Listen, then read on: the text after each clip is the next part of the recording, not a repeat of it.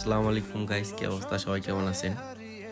তো আজকে আমরা চলছি সাগর পাড়ে যাব ঘুরতে, তাই রওনা দিয়েছি। প্রথমে ট্রেনে উঠলাম, ট্রেন থেকে এখন ট্রেন স্টেশনে আছি। দেন আমরা যাব এইখান থেকে, ওই সামনে হোটেল আছে, আমরা এই হোটেলে ছিলাম। এই হোটেলটা 5 স্টার হোটেল। এখানে ছিলাম। এটা হোটেল হচ্ছে সাগরের পাড়ে। তো চলেন এখন আমরা সাগরের দিকে যাই। চলে আসছি সাগরের পাড়ে। এই সাগর হচ্ছে আপনার স্পেনের, এটা হচ্ছে আপনার সাগরের ওই পারে হচ্ছে ফ্রান্স। আজকে সাগরটা একটু উত্তাল ছিল, অনেক বড় বড় ঢেউ ছিল।